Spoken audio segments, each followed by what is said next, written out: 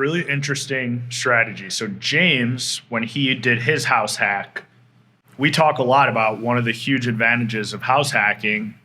You could come up with a lesser down payment on a property where typically, if that was just an investment property, where typically you'd have to come up with 25% down if it was strictly an investment property. James did the opposite. So he decided to put that 25% down, even though you were owner occupying it. Reason being, correct me if I'm wrong, to manipulate the mortgage payment. Yes. So what was more important to James was keeping that monthly payment and the offset of the rent lower, and you were willing to sacrifice some savings. Correct. Which I think is great. And I think that should appeal to a lot of the folks that are watching today. I feel like we have so many friends and clients that they may have built up a savings, right? Or gotten a gift or whatever, and that money sits in their bank account. It's great. It makes you feel good. Their daily lives are more affected by monthly budgets.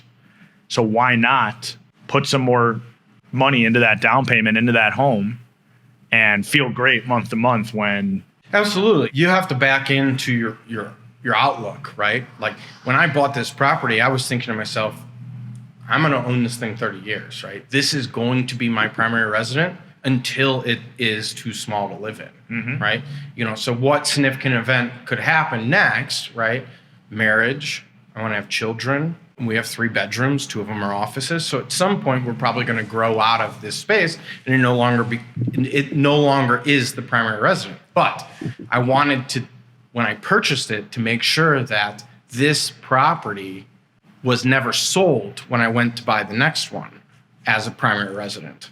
Okay. So then what happens when you owner occupy is you can get 30-year fixed mortgage rates.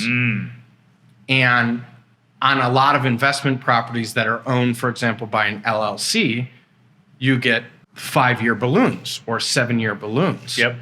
So owning this property, I know that for the next 30 years, my payment is going to be fixed at the time, low rates.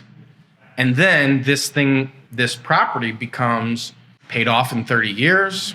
It starts to do a lot of things. You have a lot of equity. You could rent the unit I live in, and you could start to use that cash flow towards paying one of your children's rent in college. Yep. You make it a true vehicle that works for you however set and forget. Yeah. That's awesome. Well, congrats. Thank you. Yeah. So James, much like our previous guest, Chris, I would say they are 2 of the most analytically gifted people I've met. And I genuinely mean that. You can analyze, reanalyze. You have spreadsheets. Sometimes you don't even need them. I could just tell you a problem I'm having and you could work it out.